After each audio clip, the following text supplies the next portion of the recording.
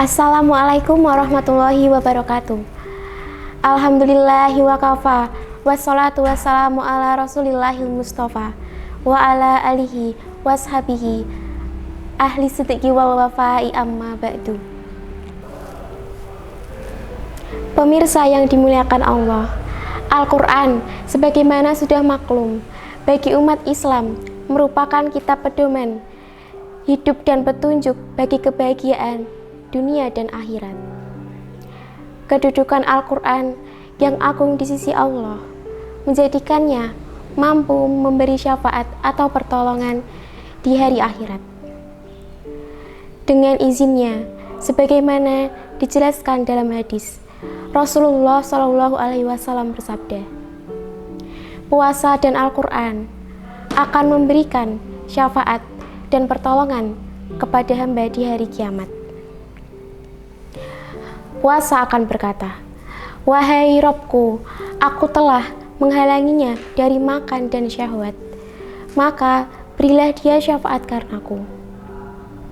Al-Quran pun berkata, aku telah menghalanginya dari tidur di malam hari, maka berilah dia syafaat karenaku. Rasulullah SAW bersabda, maka syafaat keduanya pun diterima. Dalam riwayat lain, Rasulullah SAW bersabda, bacalah Al-Quran, karena sesungguhnya ia akan datang memberi syafaat bagi pembacanya di hari kiamat. Hadis riwayat Muslim. Namun, ternyata untuk mendapatkan syafaat Al-Quran ini ada persyaratannya, yakni dengan menghindari dua sikap yang tidak disukai oleh Al-Quran, yaitu al-hajru dan al-haraju. Ma'asyiral muslimin rahimakumullah, hajrul Quran sebagaimana diterangkan oleh Ibnu Katsir ketika menafsirkan ayat 30 dari surat Al-Furqan, yang artinya, berkatalah Rasul, ya Tuhanku, sesungguhnya kaumku menjadikan Al-Quran itu sesuatu yang diabaikan.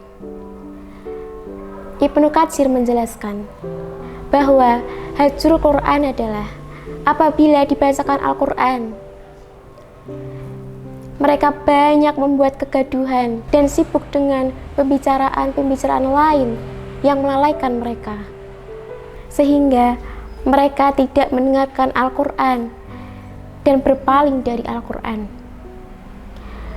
Selain itu, yang termasuk hajrul Quran adalah tidak mengimani dan membenarkannya, tidak mentadaburi dan berusaha memahami ayat-ayatnya, tidak melaksanakan perintah-perintah yang terdapat di dalamnya, atau tidak menjauhi larangan-larangan yang ada di dalamnya,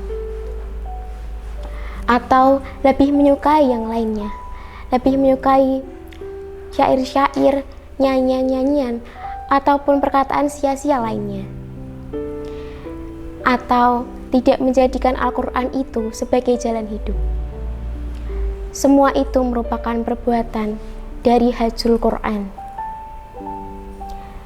Sedangkan Ibnu Taimiyah mengatakan, siapa yang tidak membaca Al-Quran, maka dia telah meninggalkannya. Siapa yang membacanya tapi tidak berusaha untuk memahami maknanya, maka dia pun telah meninggalkannya. Dan siapa yang membaca Al-Quran dan berusaha untuk memahami maknanya tapi tidak mempraktikkan nilai-nilainya dalam kehidupan sehari-hari, maka dia pun telah meninggalkannya. Pemirsa yang berbahagia, adapun sikap kedua, yakni al-haraju, adalah sikap penghinaan dengan menjadikan Al-Quran itu sebagai sesuatu yang batil. Ini sebagaimana dijelaskan Allah dengan mengambil contoh perilaku orang kafir, dengan menyombongkan diri terhadap Al-Quran dan mengucapkan perkataan-perkataan keji terhadapnya di waktu kamu bercakap-cakap di malam hari. Quran Surat Al-Mu'minun ayat 67.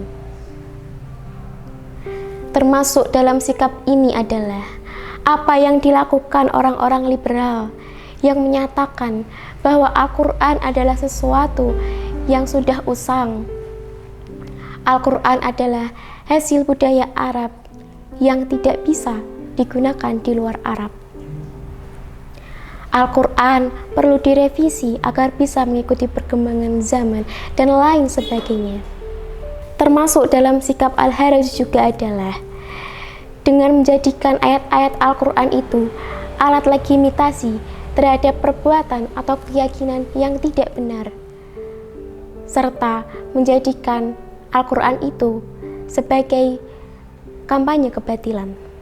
Karena semua itu adalah bentuk dari penghinaan terhadap Al-Quran.